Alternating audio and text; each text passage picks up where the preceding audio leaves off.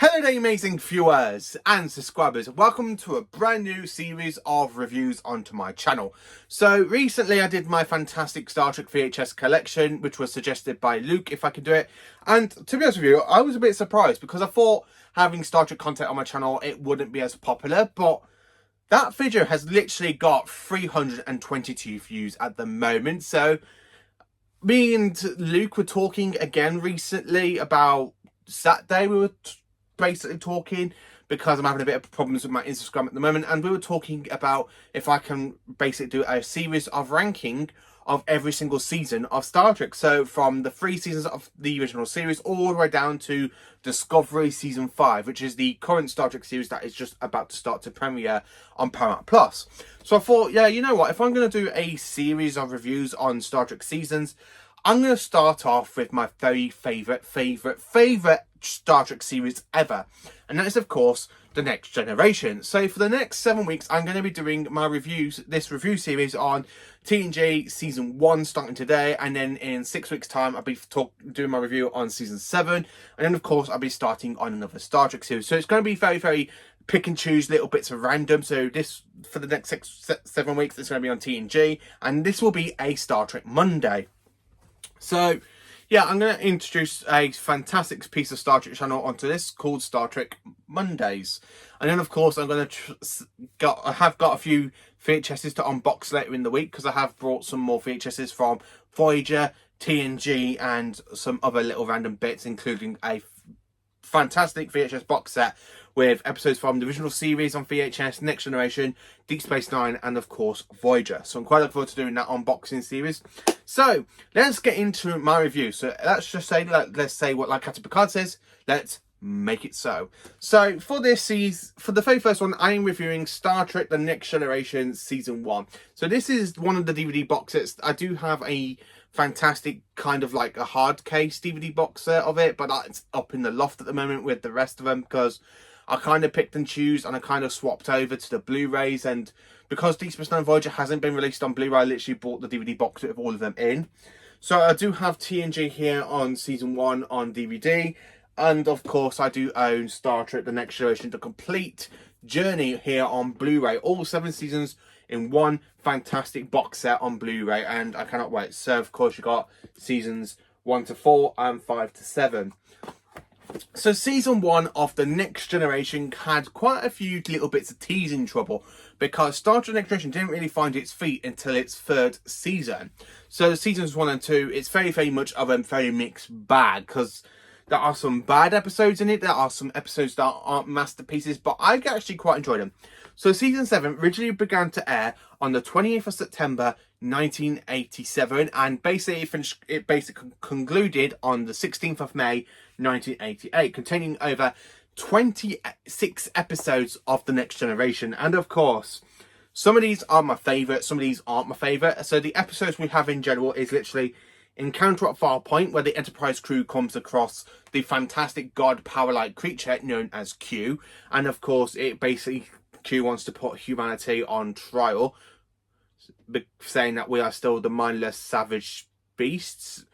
And the episode itself is actually a 2-parter, so it's actually quite good. Then, of course, we have The Naked Now, a fantastic little bit of a sequel to the original series episode, Naked Time. But The Naked Now, it follows basically the kind of same effects that the original series kind of had with Captain Kirk. I mean, I don't like the original series because I can't stand William Shatner, but it does have some good episodes in it, and that's one of the good episodes.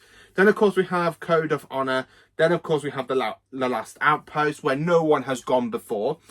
Then, of course, we've got Justice, The Battle, Hide and Q, Heaven, The Big Goodbye, Data and Law, which is a fantastic episode.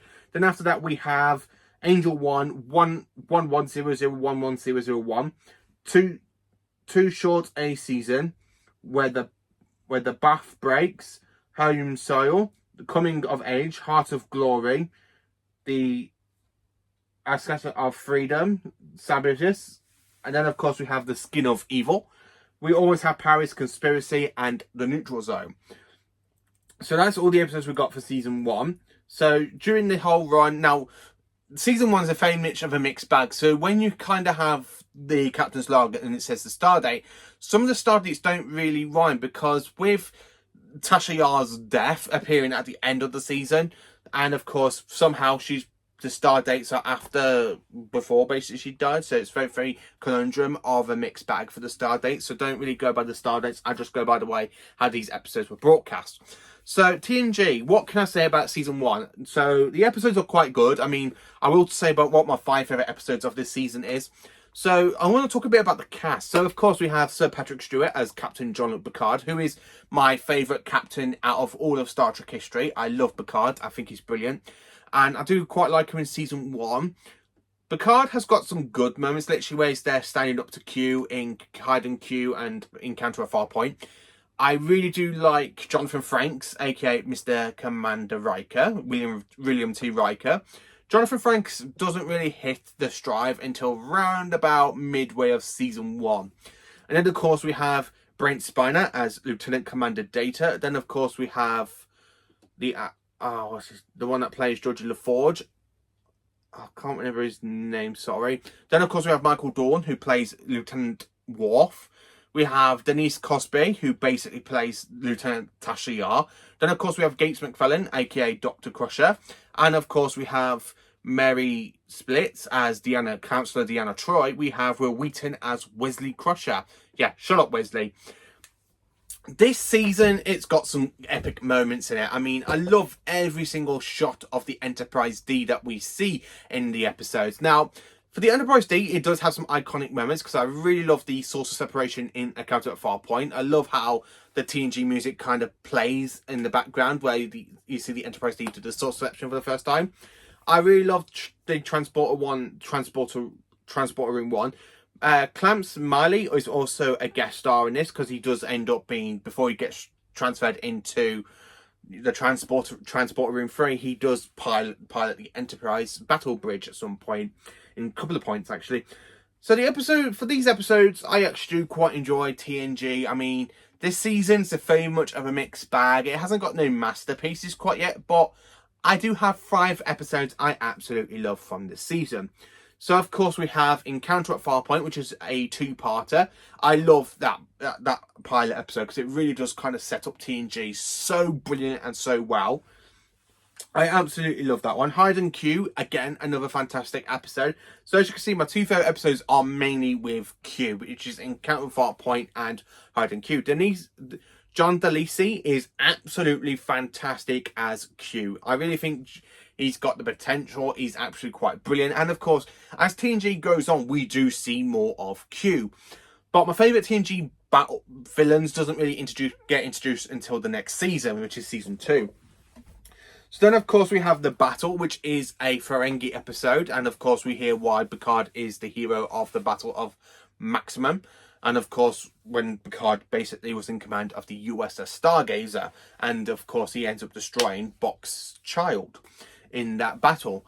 And of course, we have 2 other entries for this one. So we have 1100110001 with the Binods, where the Binods' home computer is literally coming up to catastrophic, and basically they think they're going to die. And of course, the Binods end up stealing the Enterprise, why having Commander Riker and Captain Picard's in the hologram kind of being occupied, why they literally go and clear the Enterprise space computer so they can transfer what they need to from the home planet, transfer it to the Enterprise. And of course, Picard saves the day, and they are basically arrested at Starfleet HQ. And the other episode I kind of want to talk about, I absolutely love, is Skin of Evil.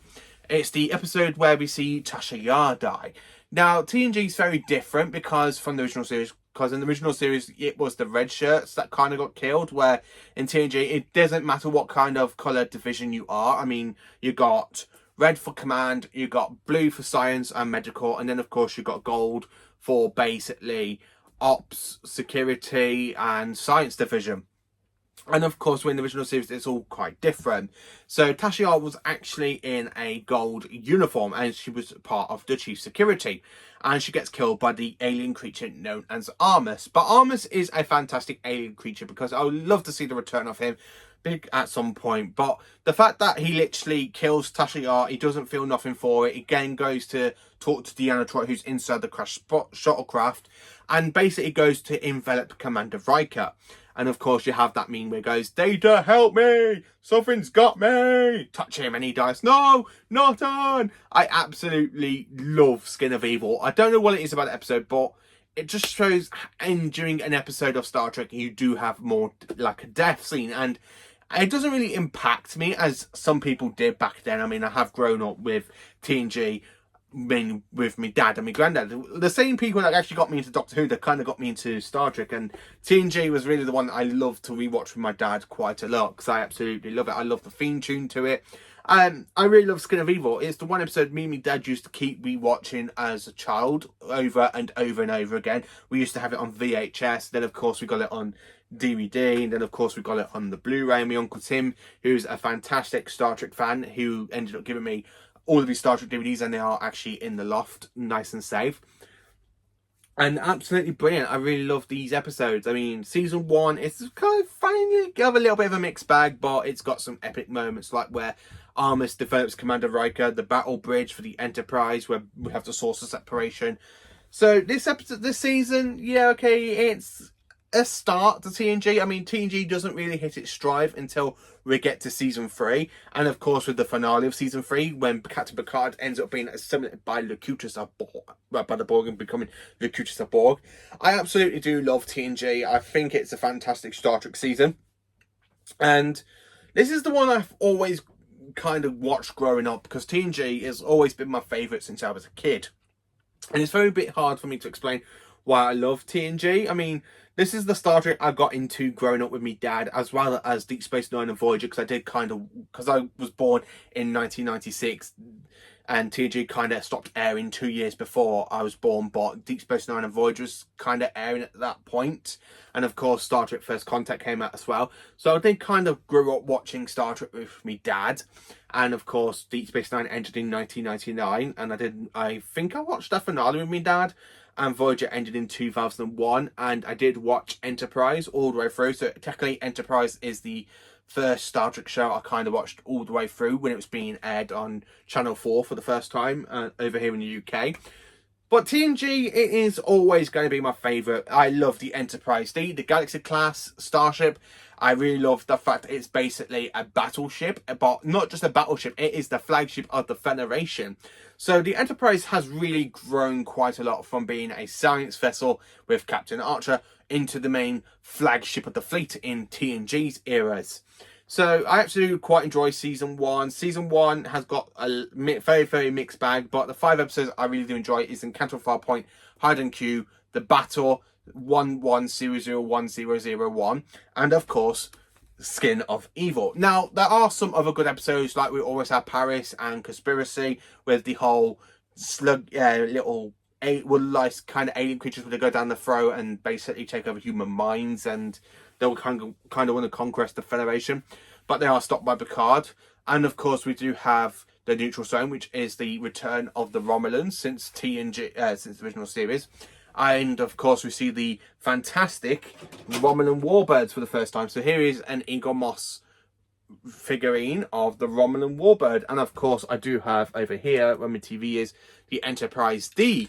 Oops, kind of fell off its stand there. So we've got the Enterprise D, and of course you could put them face to face like that, like you see in the Neutral Zone, and of course it turns around. I absolutely do love the Enterprise D, and my favourite model I own of the Enterprise D, because I own quite a few and there are some of them in my wardrobe, is this one from Egon Moss, because the detailing of the actual model of the Enterprise is absolutely brilliant and fantastic, and I absolutely love it. So yeah, TNG season 1, it's got some great episodes. It has quite a few bad episodes, like The Last Outpost and Justice with Wesley. That was a boring episode for Mr. Wesley Crusher. And of course, we do have some other great episodes as well. But I have to be honest with you, I do quite enjoy the 5 I've mentioned and Data and Lore. I mean, Data and Lore is a fantastic episode, because we are not just basically getting used to Commander Data, but to find out he actually has a brother, but not just a type of brother for an android. He has an evil counterpart brother named Lore, and basically he was the one that basically caused the whole colony on the planet to get killed by the Crystal Identity. And of course he did try to get the Crystal Identity to destroy the Enterprise and kill everybody on it. So that is kind of a thing. So Lore basically does come in quite a few more episodes in TNG's running time. He comes in season 4, and then of course he's in basically the Descent parts 1 and 2, which is his last 2 episodes of TNG. So Lore is only in it like for 4 episodes, but he's actually a quite good villain. And of course, as time goes on, we do get to see other versions of Data's brothers, like B4, and of course some other little random ones. And of course, by the time we get to Star Trek Picard, he has a daughter named Soji, and there's a whole planet of androids basically made of Data's painting. TNG, brilliant. I absolutely love it. So let me know in the comments, what do you think of season 1? Is it the one that you enjoyed? Do you not think it's got some good episodes? I really think TNG does really hit the stride and maximum warp into season 3. So join me next Monday when I talk about season 2 and basically what are my favourite episodes from season 2. Make it so.